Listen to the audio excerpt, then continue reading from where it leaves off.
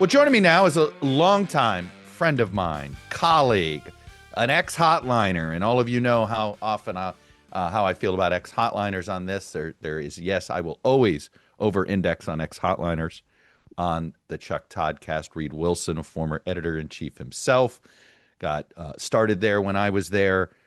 He is now runs what I think is one of the must-reads every morning for me. It's called Pluribus, and what it is it covers what's happening in state legislatures, in state law, and as we all know, there is with so much inaction in the federal level of the government, with one of the weakest legislative branches in the history of the United States, and the sort of the self-weakening that Congress has done, it has actually strengthened legislative chambers and legislative action all over the country because of the polarization and inability and whatever you want to have. And so in many ways, the laboratories of democracy is what we've always referred to as the states. Well, those labs are very busy these days. And whether it's on voting rights, whether it's on cooperation with the federal government, whether it's about Medicaid funding, AI regulation, Reid Wilson knows all of these things these days. Plus, he's a long-suffering Seattle Supersonics fan. Supersonics. Well, we're gonna go. Yeah, how you like that? I went Supersonics on you. I had Leibovich on recently, Reid, and he came on the program wearing not a Seattle Sonics t-shirt, a Supersonics t-shirt. Supersonics. It was old school. It was green. It was that faded green. The yellow was kind of faded. You could see the Space Needle, and in the background you saw Shay. Oh, never mind. Sorry.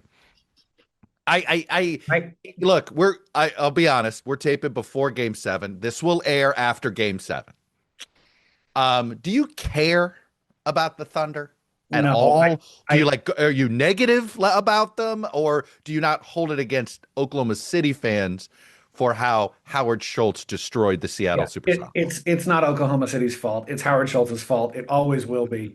Let me tell you a funny story though. So I was back home over the 4th of July, and I took my kid to a 4th of July parade, and the gubernatorial candidates came through, and Bob Ferguson, then the Attorney General, now the governor, stops right in front of me, in front of a guy with a Sonics shirt, and he says, "Hey, when I'm governor, we're going to get the Sonics back." And I thought to myself, that deal's pretty much done, and you had nothing to do with it. It was the most blatant pandering I'd ever seen. Hey man, that's called pandering. You're at a parade. Isn't that what parades are for? Yeah.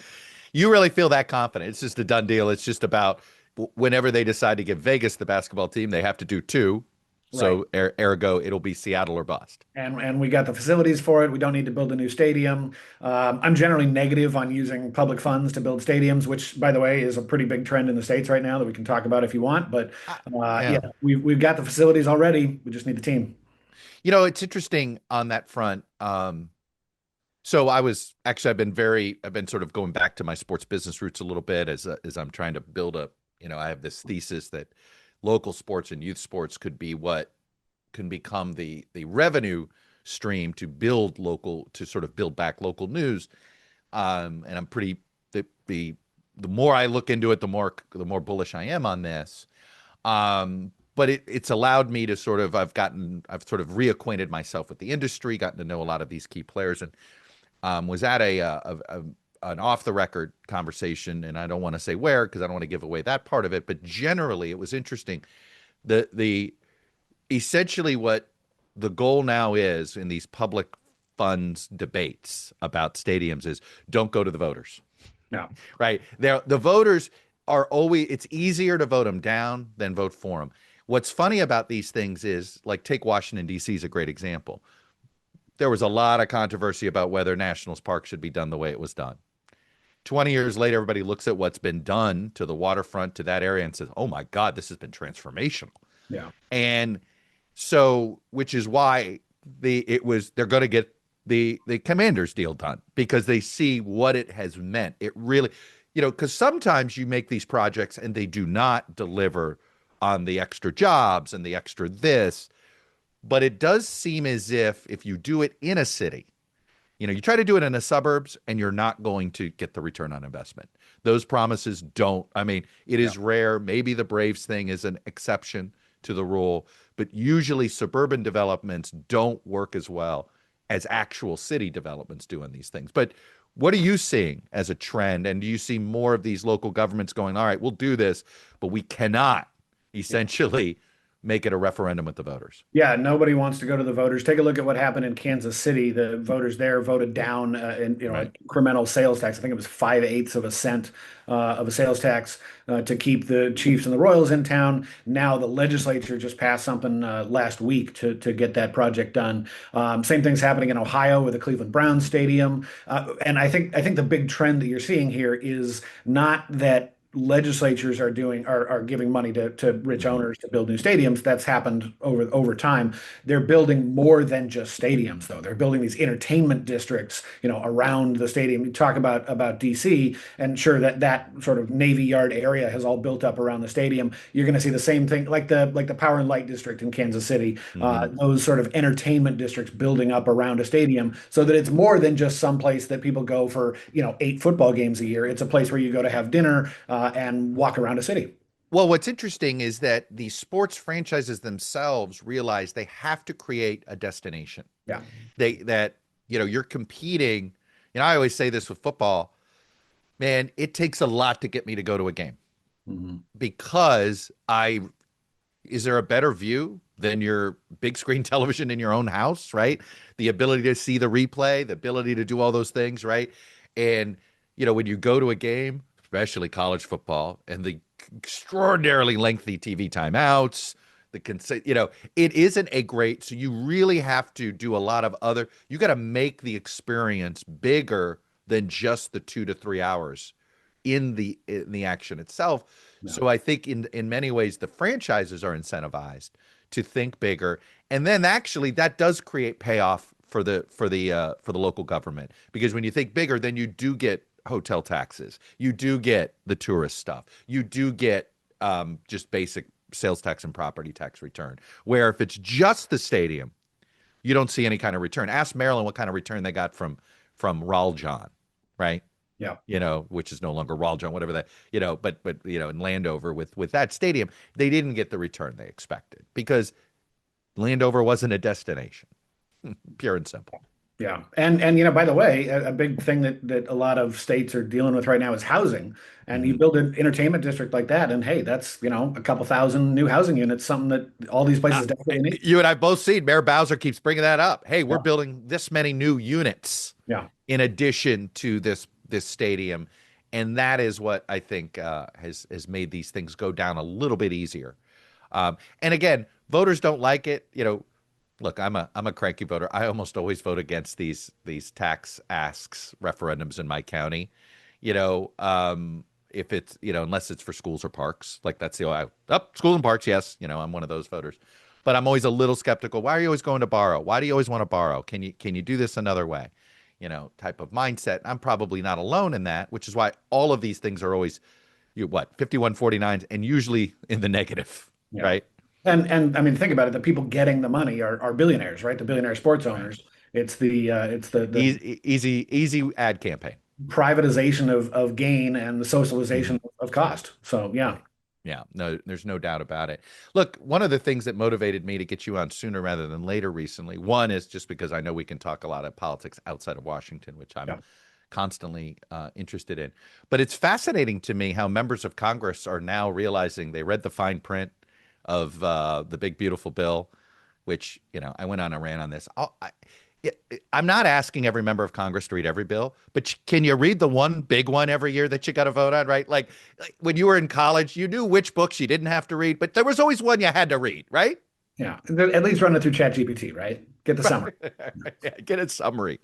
Although I think the summaries didn't know that this bill was going to take AI regulation power away from the states, which I remember when I was like, wow, boy, AI thinks they can get, these AI companies think they're going to get anything they want. And it was amazing how they did get it into part one of that legislation. Now, I think it's definitely going away, don't you?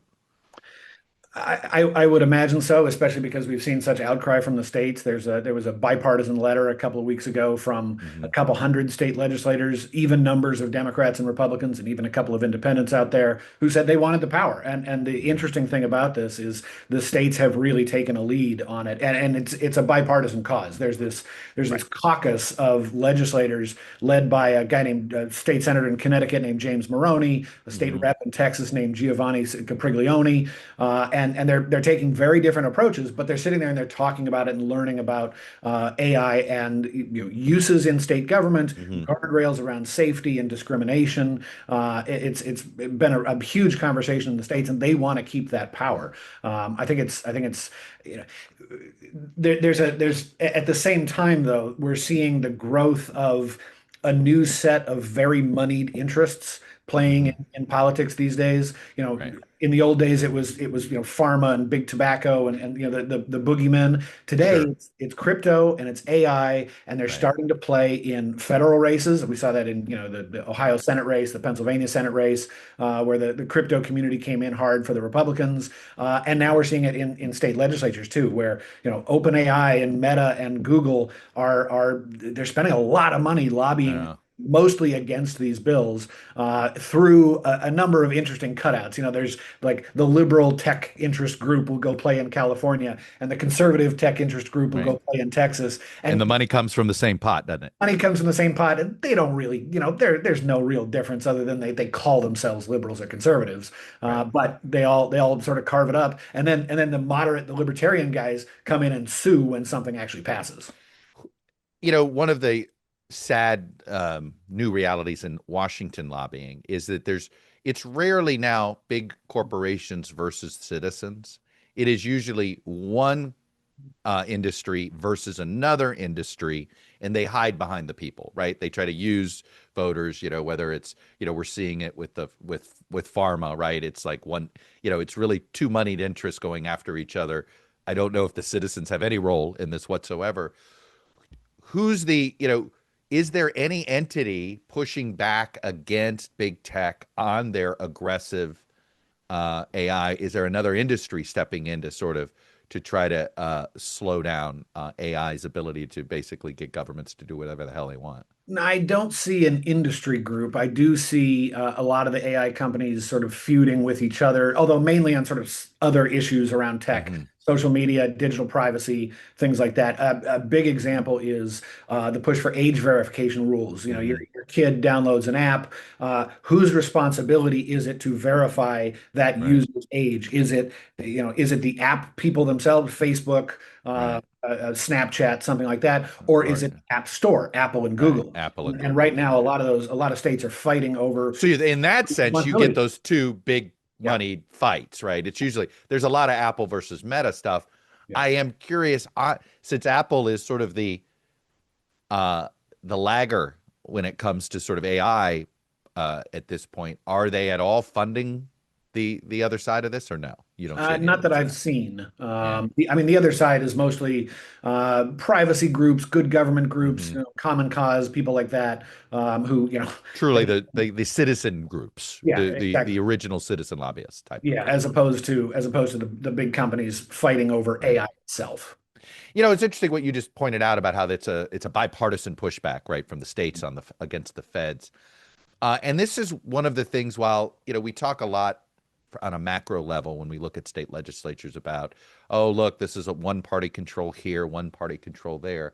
Yeah, and from 60,000 feet, that's what it looks like. And then when you look closer, you see a place like Texas, right, where the Texas House is actually split into three, right? Yeah. It's a three-party apparatus these days, and there's sort of coalitions working themselves out. And you see these.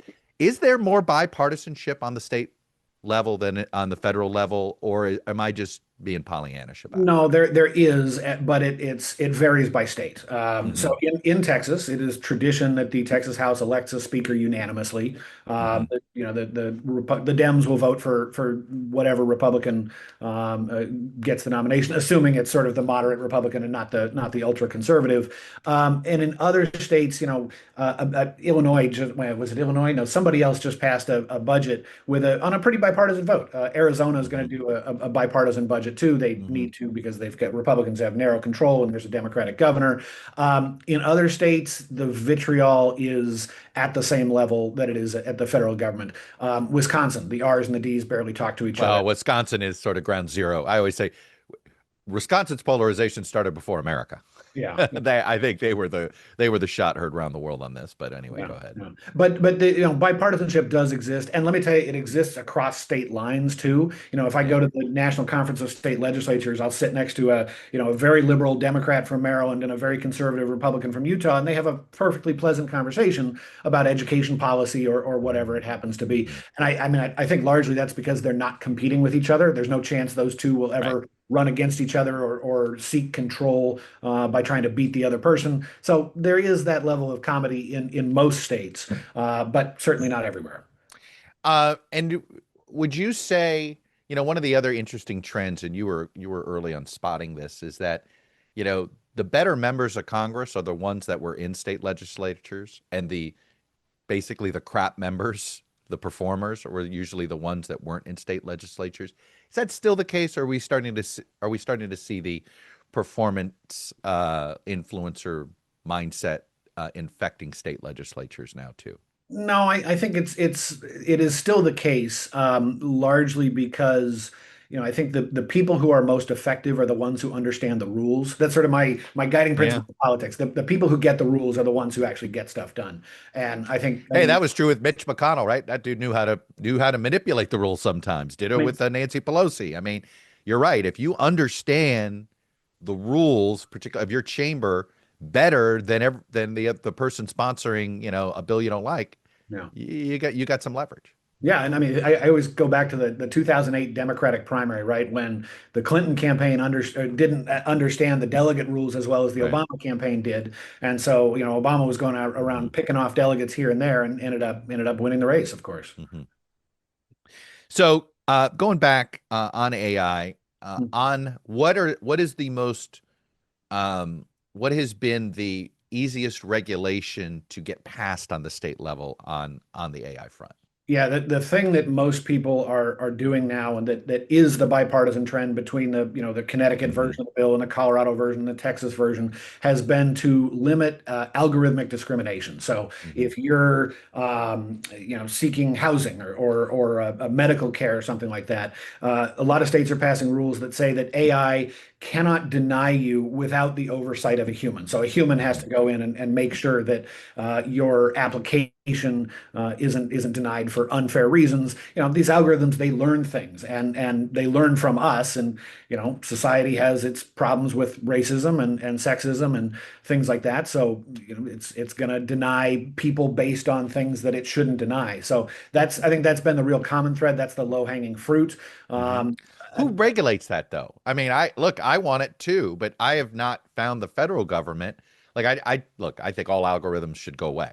I don't think there's any upside to it, or certainly algorithms should be only allowed to work based on users giving permission versus the other way around, right? Right now, the other way around is, you know, they see, it's like we have to agree to the parameters that they set in order to use a product versus the other way around, right?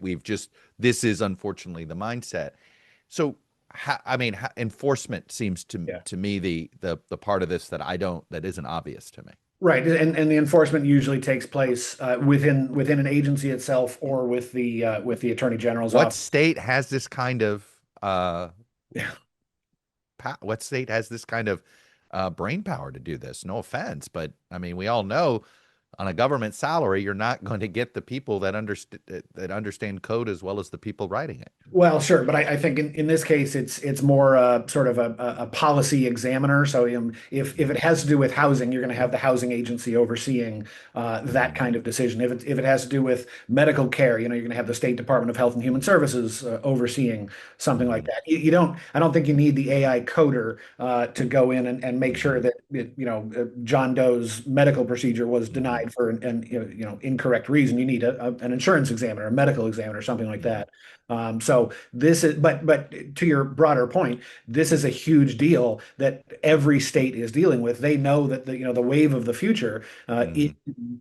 Yeah, what's the old line? Like your job isn't going to be taken by AI, but your job is going to be taken by somebody who understands AI. And a Yeah. lot of states are looking for that workforce, Yeah. who the workforce that's going to understand the AI of the future, because there are a lot of things Right. that AI could streamline, a driver's license renewals, or I don't know, just the basic government functions of the sort of lower level intro employee, Mhm. new employee, that could be made more efficient so long as you have the workforce there that understands how to create those Mhm. efficiencies. And I think that's where we're seeing a bit of a problem in state workforces now. There's a huge wave of baby boomers who are retiring, Right. and there are not a ton of people who are coming in to take those jobs. So AI is almost there's almost an urgency to get it going in order to fill gaps that they Yeah. see right now due to retired Yeah, government and workers. just to streamline government, make it Right. more efficient.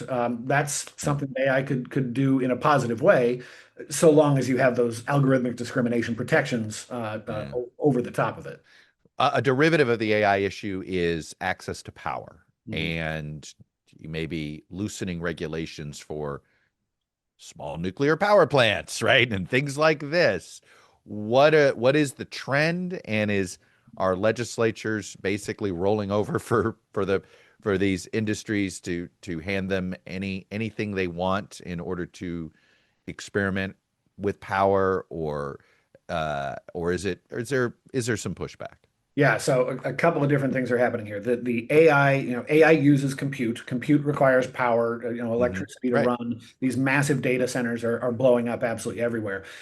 There are some states that are moving to create as much power capacity as possible. And the projections are Who are are those states that are doing that? Utah, Michigan, and Virginia are moving forward on the small Okay. modular reactors, although those reactors, they're going to take a while. Yeah. Pennsylvania, Meta, I think it was Meta, signed a big deal with 3 Mile Island to restart the nuclear. Good luck with that. Yeah. It's amazing that Yeah. Yeah. what it's requiring. There are some states that are moving, and Mississippi is a good example here, Hmm. where they have approved so many data centers sort of as a backdoor way to create new power, to create the demand for Hmm. new power that will then create the demand for coal and sort of traditional Right. power plants, if you will. The really sort of the third degree impact here, though, is that Hmm. these data centers are starting to cost states a lot of money. And not just Yes. like you in Virginia, where you live in Virginia. I don't know if you know this, Chuck. There is a greater concentration of data centers in Northern Virginia than there is Oh, anywhere else in the world. Reid, look, let me tell you a little something about our alma mater, Yeah, GW. well, and GW owns a bunch of land out there in Loudon. mhm. It is the last piece of land that is zoned for a data center. It is worth a bunch of extra money now because there's suddenly nobody wants to give more permission for this, Yeah. right? There is suddenly what you just described. So it's interesting. There's a look, universities are looking for new pockets of money ASAP, right? So it may be good news for GW, but it is interesting. It's funny you brought this up because I've learned this that, Loudon was very open to this until they weren't, right? Yeah. All of a sudden now Loudon residents are fighting this, and there are others that don't want. Suddenly, And there's a pushback against these data centers. Correct? and yes, there is. And by the way, it's being led in the Virginia legislature by another former hotliner, State Senator Danica Roem. Oh, Danica. Yeah, She you're keeps right. bringing The all these ex-highlighter boy. We cause so much trouble, don't we? she keeps bringing all these anti-data center bills, and they haven't passed yet. But She she's reps Loudon, I yeah, believe, right? A big yep, chunk of Loudon. Yeah, yep. Um, I'll tell you a funny story. When she worked at the hotline, yeah. we had to be in the office at 6 a.m., right? Of And course, she was late frequently.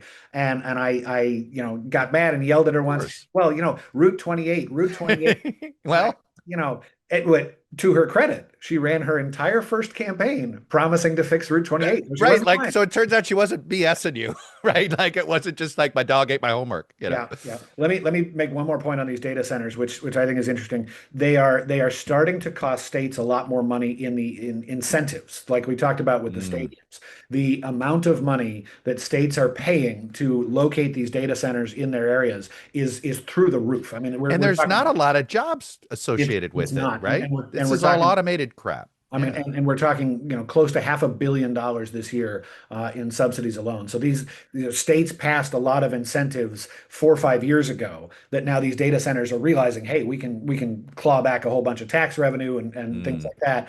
And so they're building it, and now the state budgets are exploding because of these data centers. So I think in the next couple of years, you're going to see legislators trying to sunset a lot of these incentive Mhm. packages. All right, two more hot button issues that I know are roiling multiple state legislatures.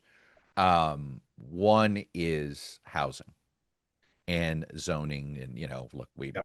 whatever neighborhood if you live, suburban neighborhoods have these fights. This is county level stuff, but then states are trying to deal with it. We know California is, how do you San Jose has these where you can take your backyard garage and turn it into an apartment, standalone apartment. I think they are actually going to sell these things. They have these little micro properties. I think they call them ADUs. I want Alternative to, dwelling yeah, units are huge yeah. right now in legislatures. And so, is that a polarizing issue? And is it? I assume it's pitting geographic areas against each other rather necessarily than partisanship. Correct? Yeah, it is, and we're seeing something very clever is happening right now. A lot of states have taken up big housing packages in recent years. Colorado, Oregon, New Mexico, your home state of Florida, my home state of Washington, both Mm-hmm. changed single-family zoning laws recently Mm, in certain cities to allow more, multi-family housing. right. So yeah, this becomes a huge NIMBY issue, right? Right. Where the locals don't want new housing coming in because it, I don't know, devalues their housing market or whatever. Yeah, they think it does. Look, Well, I know this over time. All it does is increase value. It only so does. It always the, does. the clever thing that's happening in a lot of these states is that the city councils in some of these areas where the NIMBYs are strong will go to the legislature. I talked to a legislator in Colorado about this. She told me she was getting a whole bunch of phone calls from the Mm, city councils in all the mountain towns saying, mm. you guys have to preempt us. Now, ordinarily, this, cities hate Oh, being that's preempted funny by the state. because But they said they knew it's unpopular. Like, look, we're not going to be able to deal with this. Don't make us do it. if the Right? if the state is the one setting the rules, the local guys get to say, "Look at the big bad guys up there at the state capitol. It's not us." They Oh my get, the God. I locals get love it. reelected. The state legislators mostly get reelected because they're in Denver or Boulder or Right. wherever, and you get more housing in these mountain towns. So those conversations happen behind closed doors, and more housing comes to these areas. So we're seeing a lot of big housing packages that focus on zoning, that focus on those alternative dwelling units and Right. things like that. But I mean, it's no question there's a massive housing crisis across the country. I mean, in Rhode Island, there's a story in the Providence Journal today that the Yeah. median housing cost in Rhode Island for a single family home is now north of $500,000. In Right. California, it's north of $1 million. Right. So yeah, every state knows they've got to build this housing as fast as possible. The problem is it just It, takes so long. Reed, it was funny. Every member of Congress I talked with last year, and I would say, "Hey, what's an issue you never bring up, but your voters always bring up to you?" And they Mhm. all said housing. Yep. It was one of those they say, we don't talk about enough. You guys don't ask, meaning us in the national media. We don't ask enough about it. And partially because we all know it's a local issue, right? There's not really much the feds can do about it. But that doesn't mean people don't go to their congressman and complain about local things, right? You're like, come on, like we've got a problem here. I don't know if it's necessarily something the feds can deal with as much as this really is a state and local issue. The other one is the privatization of the public school system, Mhm. which seems to be certainly that is probably that obviously is falling along partisan lines. But, the destruction of the public school system in Miami has just been just heartbreaking for me and a lot of people. And it's all over. Florida's got huge gaps here.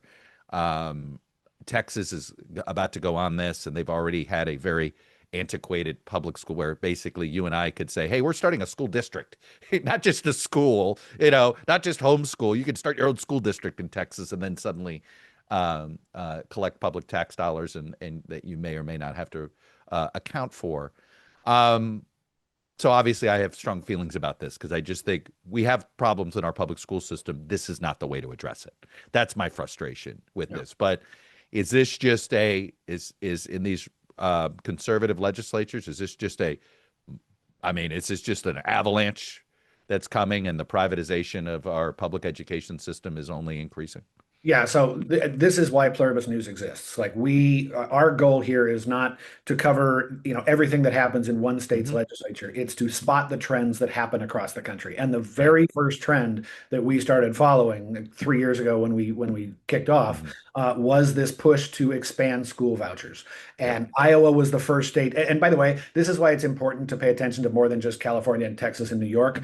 Iowa is a real leader these days in conservative policy. They were the first ones to kick off Mhm. this voucher push. Governor Reynolds signed the bill like 2 weeks into session. Of course, it was, No, Jeb Bush started this in well, Florida. I They mean, did. I mean, everybody is this a is derivative of the Florida plan. this But is the anyway, latest. This is the right. latest push. And after Iowa did it, about 2 dozen states followed suit. Most recently in Texas. If Iowa has a Democratic governor in 18 months, it'll be because of this issue, I believe. It very well may be. Yeah. But the interesting thing that we're seeing now, so this happens in steps. First of all, you establish a program, usually Hmm. for people who are 300 to 400% of the median of the poverty level, federal poverty level, which is what, 80 to $100,000, total. Right. Then the pool begins to expand, and you expand Right. it to people who make up to 200,000 or up to 500,000, and then everybody who, disabled students or special needs students are included too.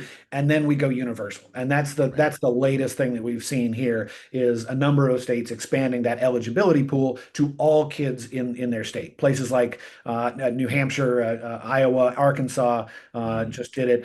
Texas is taking that first step after you Right. talked about the three parties in Texas. Well, the Texas House, the Republican-held Texas House, was where voucher bills went to die until Right. Greg Abbott spent a whole bunch of money primarying all the anti-voucher members, and he Right. finally got it through this year. So the just like we talked about with the data centers here, when you go to that universal eligibility, Right. like Iowa did, the amount of money that costs the public school systems explodes. We're talking, I mean, 50, 60, $70 million over what states had budgeted in small states like Iowa and Arkansas. So legislators are having to go back to the well, Yeah. spend more money on these programs, and Right. it's costing a whole bunch of money. The other funny thing that happens is that the schools themselves respond. So in Iowa, there was there's a maximum amount that students can receive for these vouchers. I think it's $9,000 a year, somewhere Hmm. around there.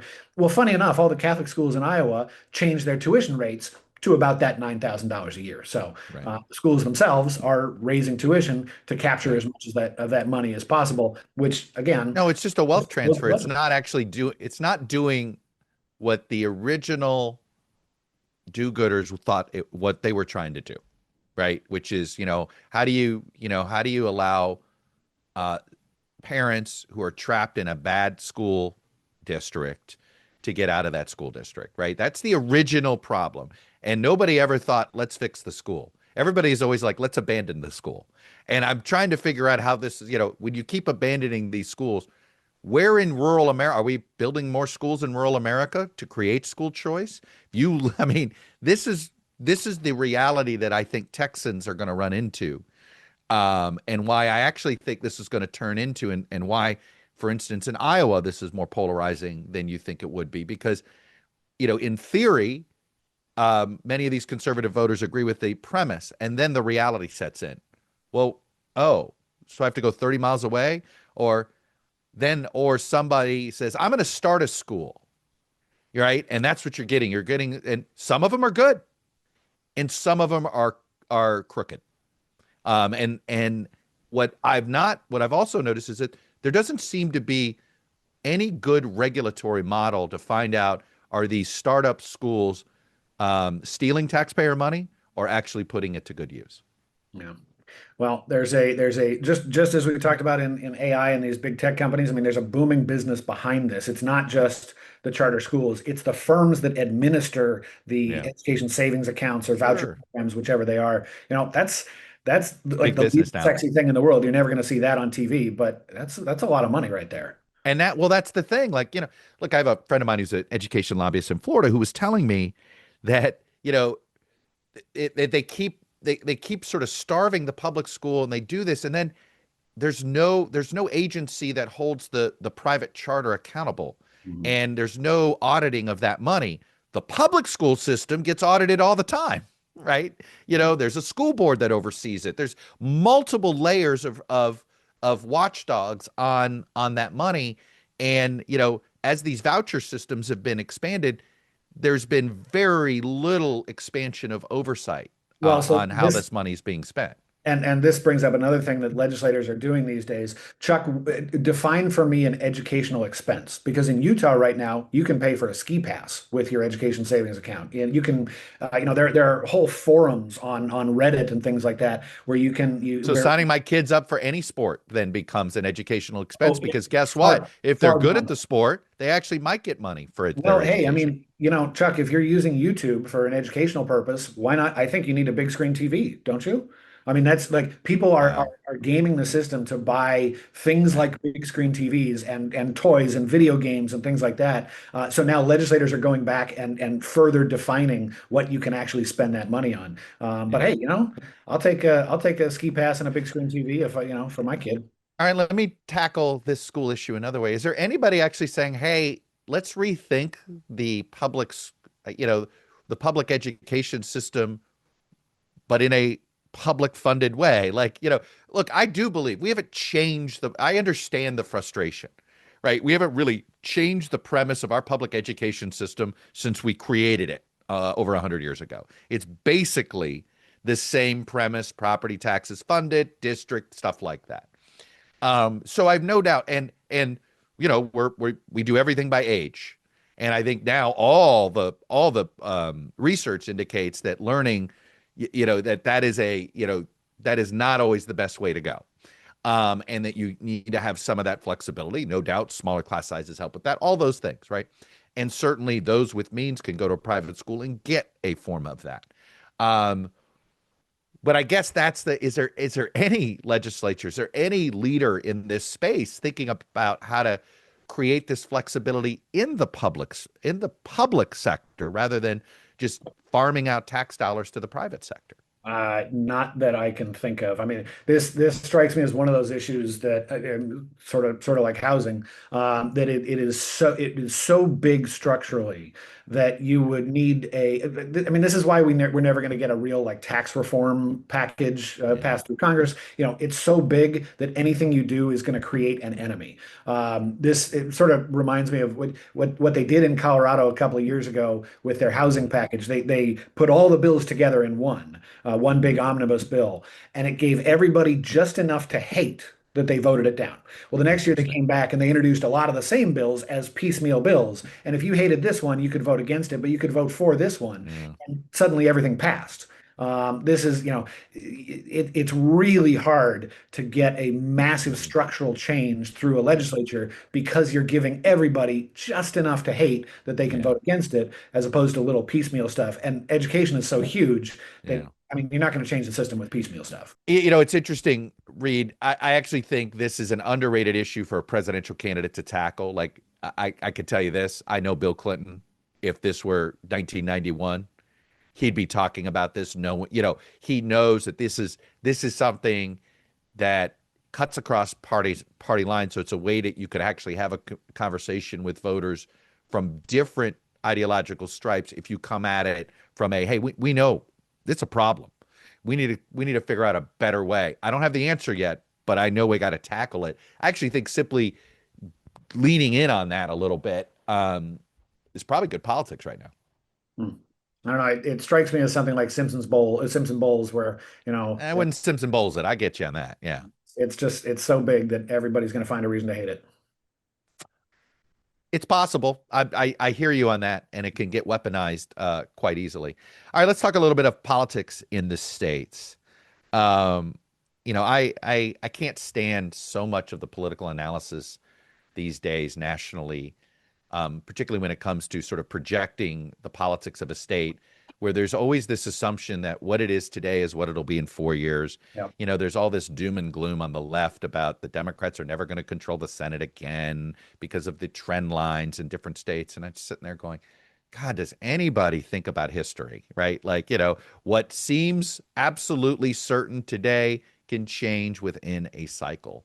Yep. So, with that said, which states that are perceived to be, fairly reliably red or fairly reliably blue, that there's some tumult underneath that we ought to pay attention to these midterms? Yeah, I'd pay attention to a state like Wisconsin, which just went through a redistricting. I know I'm just going to list all the swing All right. states, You right? don't get to, Okay, let me. don't give me a presidential swing state. Okay, I no. said Okay, reliably red, reliably blue. You all don't right. get to come at me with Wisconsin, man. And you know what? Because I know you, I can say that. See, this is why you got to bring people on your pie. God damn it, Reid. Anyway, sorry, I'm kidding. Thanks, Chuck. Appreciate it. You bring up Iowa. Iowa's a good one. Rob Sand is the state auditor there. He's running for governor. The only Democrat left in statewide office. He's young, dynamic. Forgive me, Rob, if you're listening to this, but he looks like a teenager. But he's, Those blue eyes, man. He's like, oh, blue eyes. You're yeah. waiting for him to sing Sinatra at you. But And he's also he's an uncomfortable Democrat, and he says it, which might be the right persona to have this cycle. the thing that's always interested me about states is about the state politics is that people vote for governor differently than they do for U.S. Senate seats, U.S. House seats. Just I go mean, to Kansas, right? You'll find that Larry, out. look, yeah, Larry Hogan can win a governorship in Maryland, but he Right. couldn't win a Senate seat. Same thing with Phil Bredesen in Tennessee, or Mhm. or I don't know. Did Dave No, Freud ever look, run for Senate? I can't remember, but Freudenthal did, and he didn't win. No, yeah, I mean, absolutely. I think they did try to get him, and he didn't, yeah. and it didn't work. So So, yeah, so I you're mean, right. there are always going to be interesting opportunities for D's and R's to pick up seats Mhm. that they Right. otherwise couldn't. I mean, Phil Scott has been the governor of Vermont for four 2-year terms now. Last time he won with 70 something percent of the vote. He didn't run a television ad. A Republican winning in Vermont without running a TV ad Another is every two pretty years. remarkable. Yeah, Yeah. and it is Um, Vermont. That's a pretty well, what I would say, uh, highly news literate state. Yes, yes. Yeah, Well, yeah. so a state like Oregon is going to be interesting because there's a lot of unhappiness with Democrats in Portland, and Governor Kotek is going to run for reelection. What are we up to? Are they the second longest streak after your home state of one I, party governorship? No, sorry, third longest. South Dakota is the longest Republican streak. They Okay. last elected a Democrat in the 70s. Washington last elected a Republican in 1980. Oregon in 1982. So yeah, they're both What long. about Idaho? Is Idaho not in that top four Who did Idaho have? Idaho had a Democratic governor in the in the 90s. 90s? I'm going to blank on who it There, was. there was a guy named Larry Echo Hawk that always would come really close, but Yeah, never quite get there. yeah, yeah. Um, Those Mountain West states are becoming yeah. increasingly difficult for Democrats. All right, and look, this cycle it's New Jersey, right? This is the quote reliably blue state that feels like it's I'll going to be a real swing state this I'll make cycle. you a bet, Chuck. I was talking to a Republican Yeah. strategist out in Vermont or in Virginia yesterday, and he was talking up his. I can say this because he posted it. It's your doppelganger, Brad Todd, Yeah. is working on. He posted something on his blog about Republican chances in Virginia this year. I will bet you New Jersey will be closer than Virginia Oh, this. I sorry, You're but I not think I've taking that already bet, said correct? that. I think I've already said that on my pod a few times. All Oh, right. I think Virginia's going to be double digits on the top part of the ticket. Yeah. Probably. So when I say double digits, somewhere between that, right around that Ralph Northam, somewhere between 8 and 11. I mean, just the federal worker stuff alone. The question is, and I assume Brad Todd has one race he cares about in Virginia. I think he's got the AG, He's got the uh, age. right, who's the only incumbent on the ballot. And that'll be the test, right? How strong are Spanberger's coattails? Does the AG win or lose, right? And I think it's I don't I it's not the strongest down ballot ticket Democrats could have nominated, but guess what? It's not exactly a strong top of the ticket on the Republican side. So it's an interesting. I do think Virginia AG will be and Virginia LG will both be weirdly closer. Will be really perhaps fairly competitive Yeah. on that front. But New Jersey, there's no doubt to me. I mean, and we were seeing this. I mean, New Jersey has that, there was a, you know, it has it has that blue collar Democratic labor Mhm. voter that's culturally a bit more conservative than the average Democratic candidate these days. Yeah, and Republicans have sort of harbored the hopes of winning there for a long time. You'll remember this better than I. Did Dick Cheney make a last minute stop in Jersey in 2000 or '04? Yeah, New Jersey's always one of those states. It polls, remember you and I used to talk about this all the time.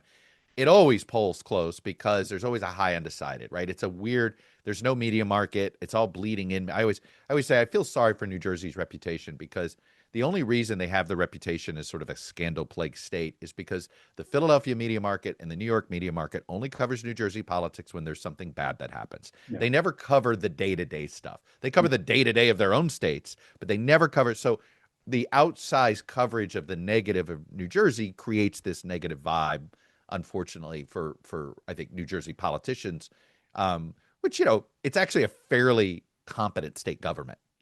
Whether it was Christie in charge, Murphy in charge, et cetera, but it does have this reputation. Some of it is an old reputation. Some of it is It's the frankly a party boss. smear, right? Yeah, the party boss stuff. They got rid of that, Yeah. which is Andy Kim's never a U.S. senator without it, on that front. But there's definitely Jersey. Let me ask you a few other states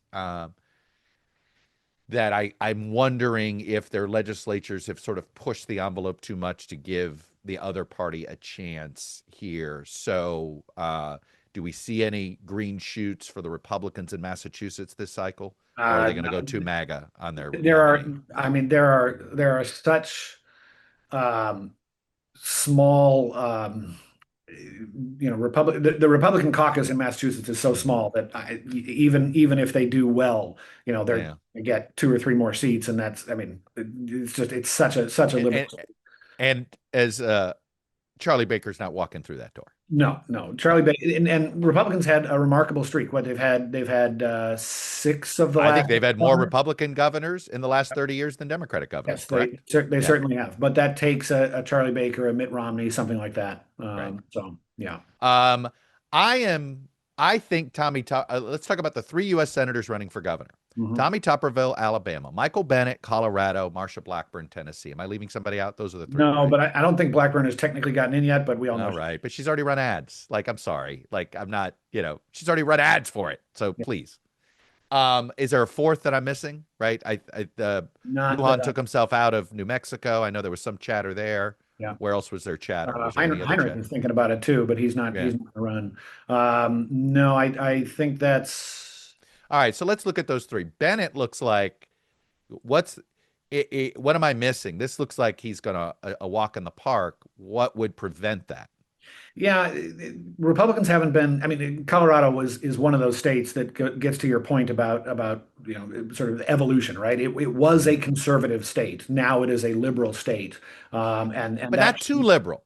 Like not it's too. always what you can't go too far. I mean, like Yeah. Polis knew what he could and couldn't do during COVID, for instance, right? I think I think no governor handled COVID politically better than Jared Polis.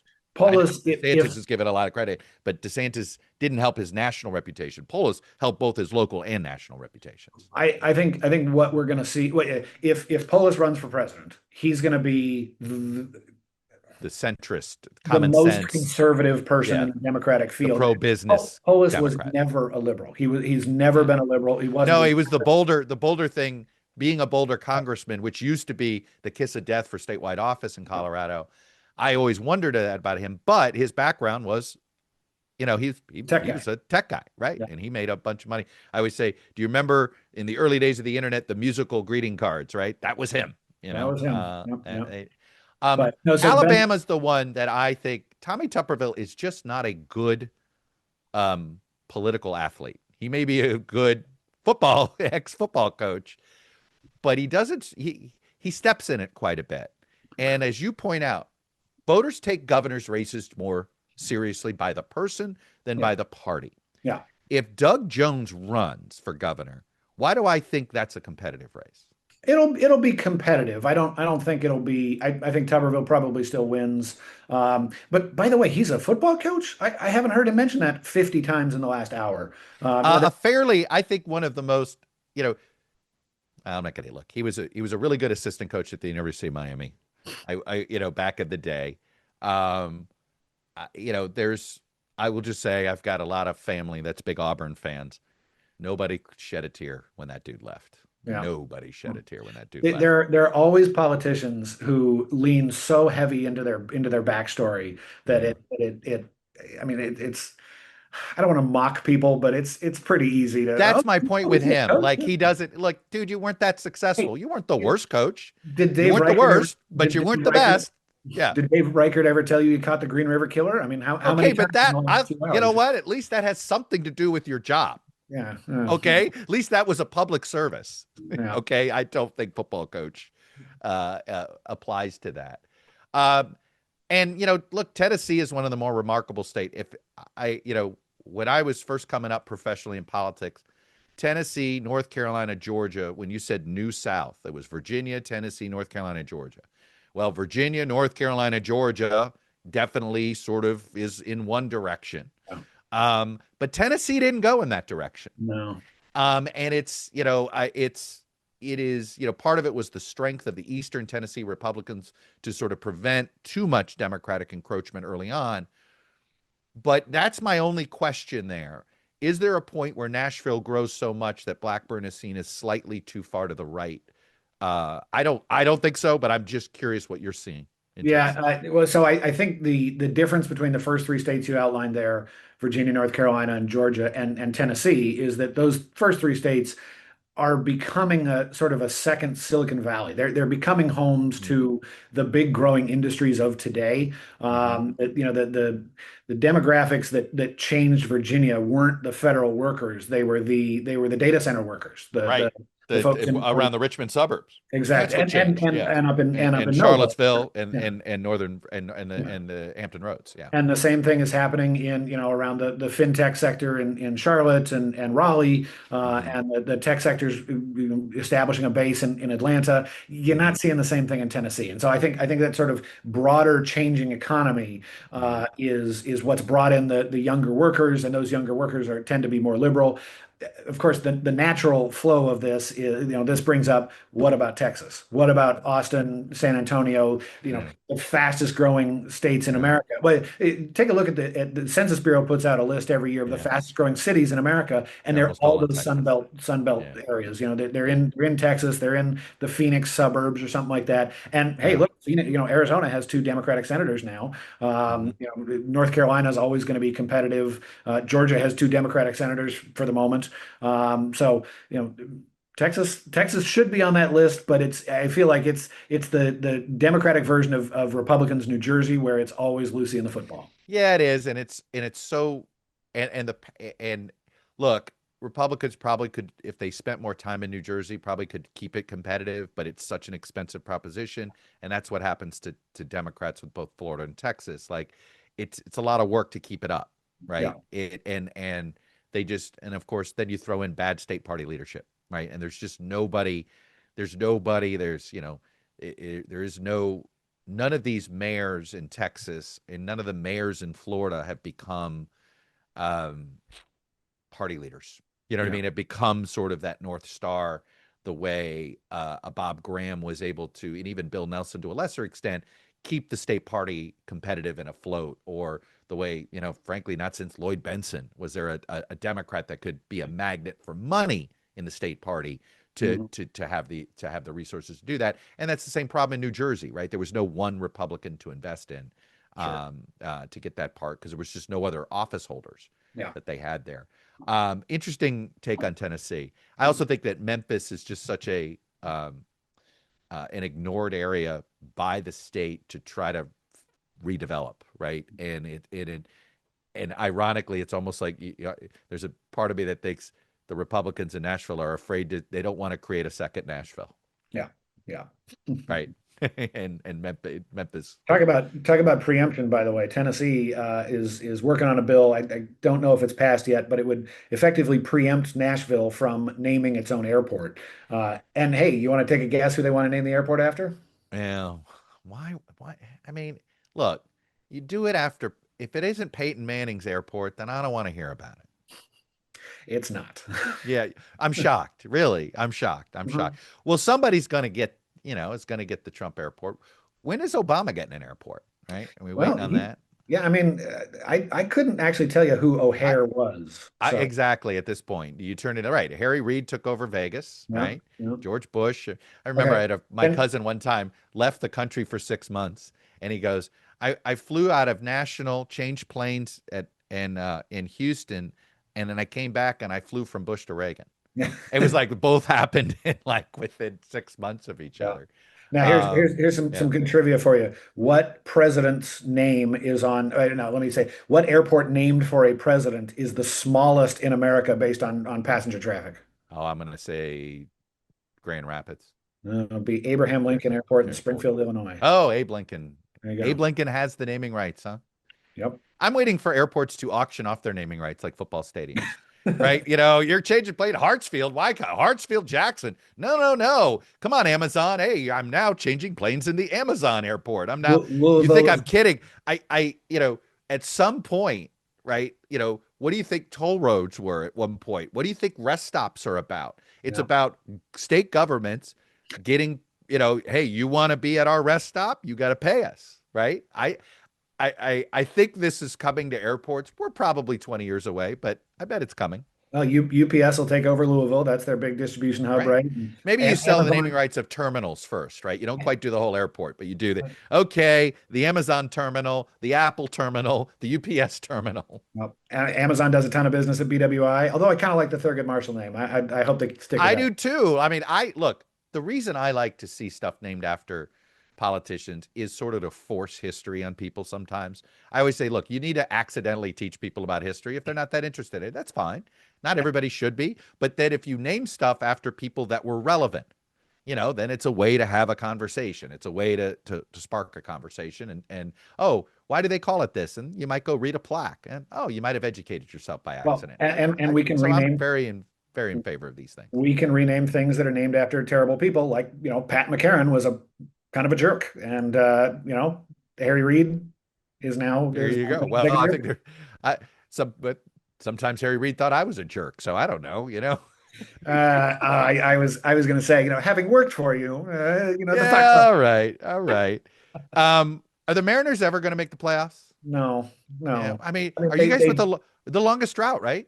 well, so we made it the other year, the last two You years did ago, get but in. Okay, in that like for that one game preliminary. playoff business, Yeah, whatever it yeah, was. that Yeah. doesn't count for me. No, look, I've got an 8-year-old. I've How do you taken feel about Cal Raleigh? I mean, is this like the I greatest love thing Cal ever? Raleigh. I love Yeah. Cal Raleigh. He's fantastic. But I've got an 8-year-old. I've taken him to 10 Seattle games and 9 Mariner games and a Seahawks game.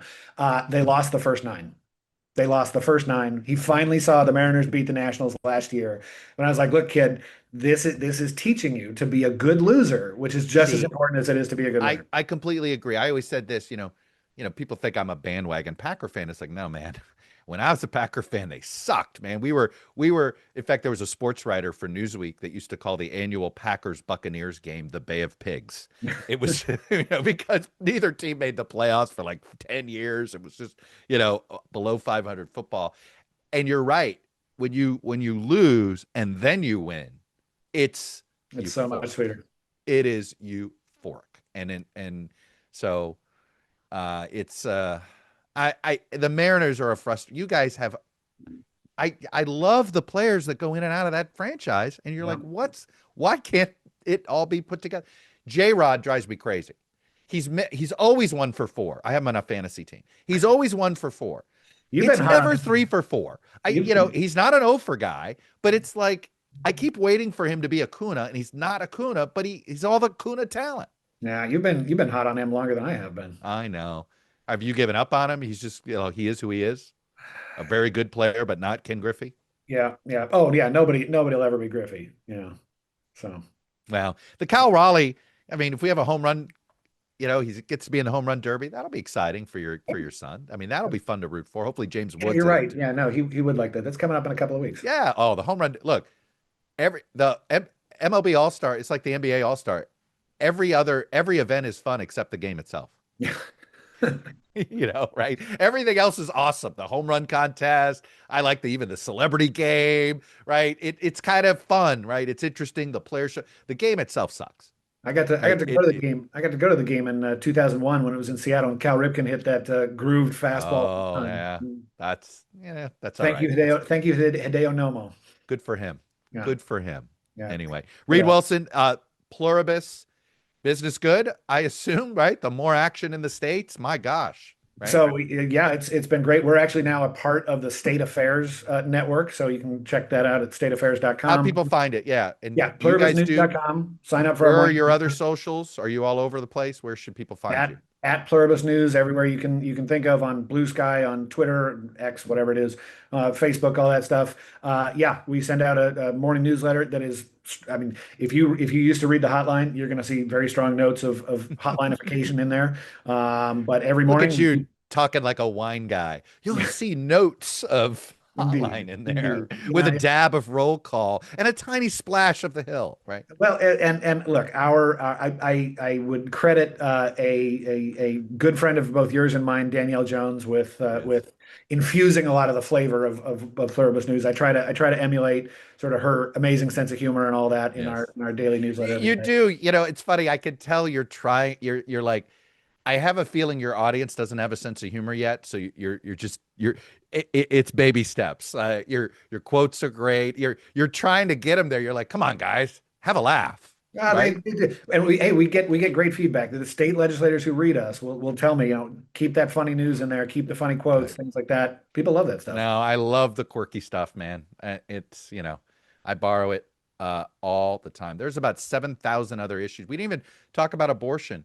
Is Yeah. abortion even on the radar this legislative season or It not? is, No, but it's largely blue states passing just protection laws. protections for Yeah. providers. We're Maine not just seeing passed a anything in bill. red states. You are. Most red states have done as much as they can. There are some Hmm. red states. Missouri is trying to undo the voter ballot The initiative voter that just referendum, passed. right? Yeah. Some other Well, states. that's the other trend that I've noticed is that red states are trying to that have referendum are trying to um, everybody either you do what Florida did and try to raise the threshold beyond, viability, or they're trying to make it hard. This petition signature crap in Oklahoma, where we're not going to base it on population, we're going to base it on something else. I mean, the fact that Tulsa or Oklahoma City will get punished.